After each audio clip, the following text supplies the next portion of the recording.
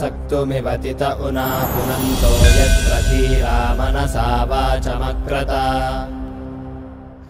ఓం నమో గణపతయే. ఈ రోజున మనం ఒక ముఖ్యమైనటువంటి అంశం గురించి మాట్లాడుకోబోతూ ఉన్నామండి. తాజాగా మీ అందరికీ తెలుసు, అంతర్జాలంలో అత్యంత దూషితుడైనటువంటి ఒక బాలుడు గురించి మనం మాట్లాడుకోబోతూ ఉన్నాం. ఇషిత్ భట్ అనుకుంటున్నాను పేరు. కౌన్ బనేగా కరోడ్పతి అనేటటువంటి ఒక కార్యక్రమంలో, అంటే మీలో ఎవరు కోటీశ్వరుడు లాంటిది, దాంట్లో పిల్లలది ఏదో మొదలుపెట్టారు. అమితాబ్ బచ్చన్ గారు దాన్ని పూర్తిగా నిర్వహిస్తారు, వ్యాఖ్యాతగా మీకు తెలుసు.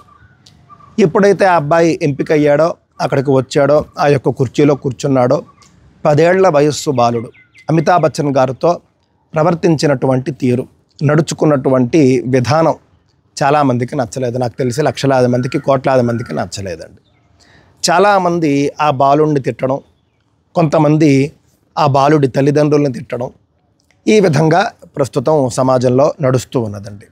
నిజంగా జరిగింది ఏమిటి, వాస్తవం ఏమిటి అని అంటే, ఆ 10 ఏళ్ల బాలుడు అమితాబ్ బచ్చన్ గారితో ప్రవర్తించవలసినటువంటి విధానంలో ప్రవర్తించలేదు, నడుచుకోవలసినటువంటి విధానంతో నడుచుకోలేదు అని అర్థమవుతూ ఉన్నదండి.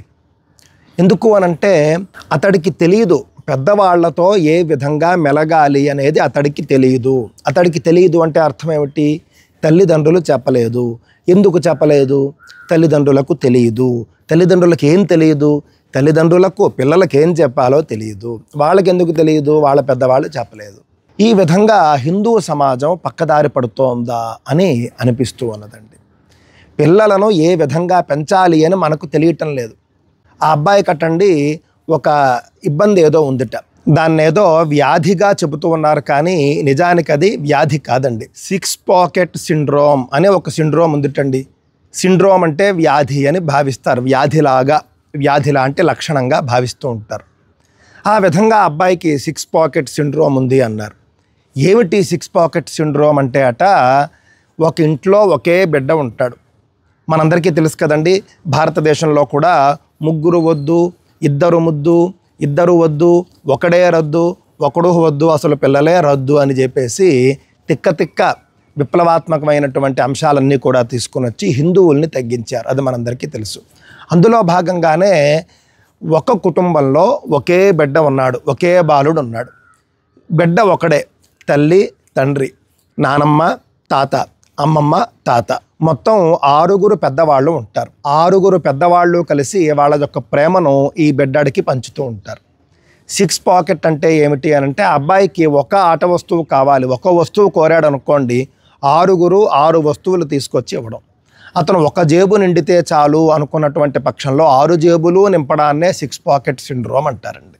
ఆ విధంగా అబ్బాయిని తల్లిదండ్రులు, నానమ్మ తాతయ్య, అమ్మమ్మ తాతయ్య, ఇంకా మేనమామలు వాళ్ళంతా కూడా ఉంటారు, మేనత్తలు, ఈ విధంగా వీళ్ళందరూ కలిసి చేసినటువంటి అతి గారాభం వల్ల ఆ అబ్బాయి ఆ విధంగా అక్కడ ప్రవర్తించడం జరిగిందండి. ఇది మనం గమనించవలసినటువంటి అంశం. ఈ 6 పాకెట్ సిండ్రోమ్ అనే పదాన్ని మనం తెలుగులో చెప్పాలి అని అంటే కనుక అతి గారాభము, అంతే, ఇంకేం కాదు. అచ్చమైన తెలుగులో అతి గారాభం చేసి పెంచారు ఆ అబ్బాయిని. ఆ అతి గారాభం చేసేటటువంటి సందర్భంలో చెప్పవలసిన అంశాలు చాలా చెప్పలేదు.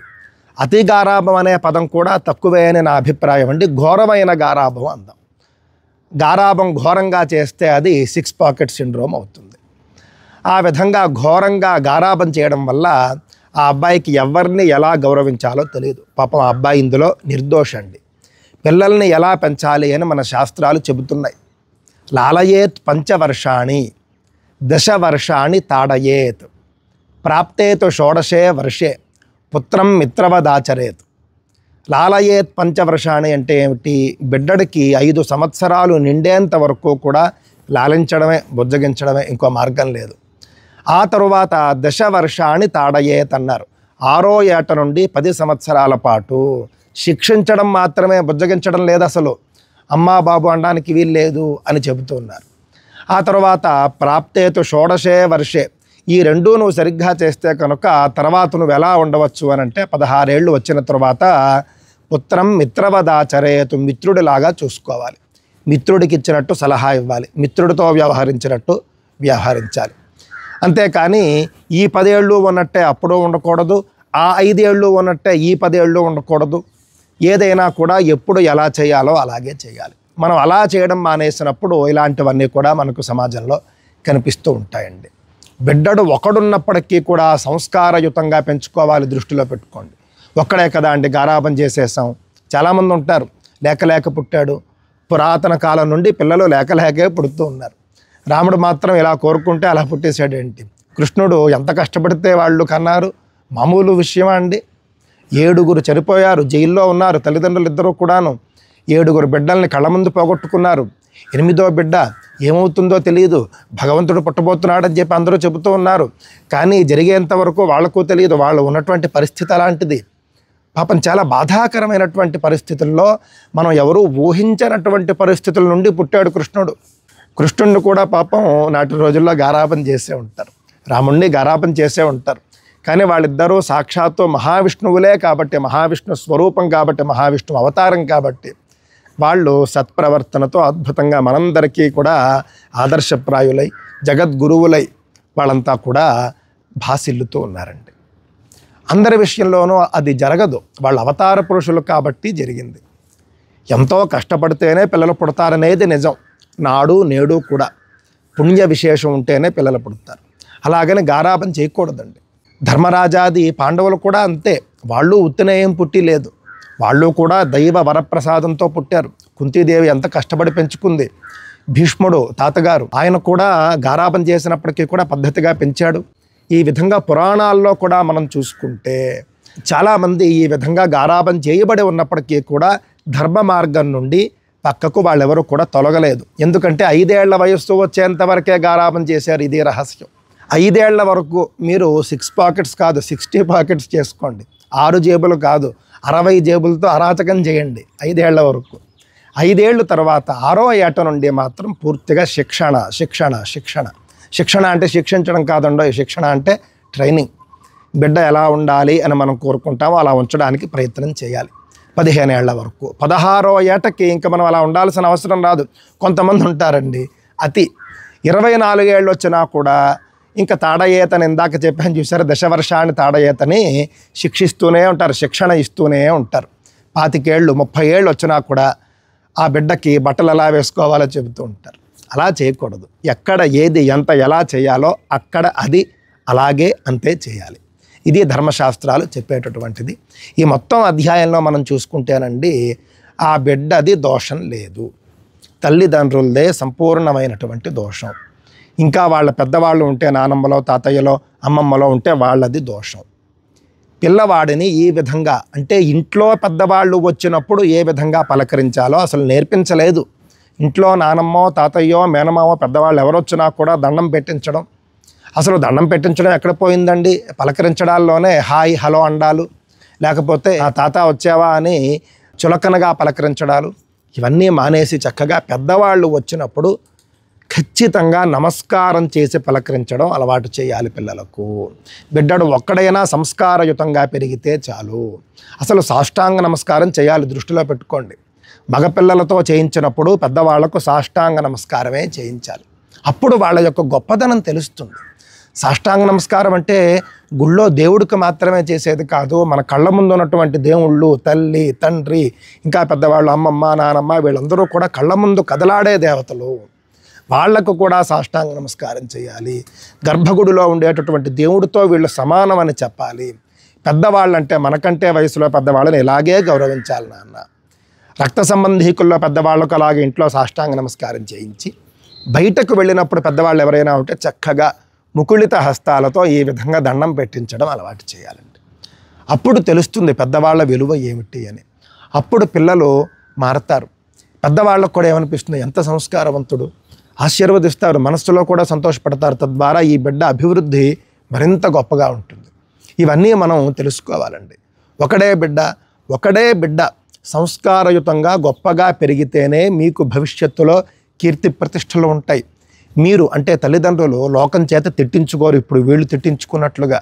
బిడ్డడు ఒకడైనా సరే మాకు సంస్కారయుతంగా ధర్మ మార్గంలో ఉండేవాడు కావాలి అని పురాతన భారతీయ తల్లిదండ్రులు కోరుకుంటూ ఉండేవారండి.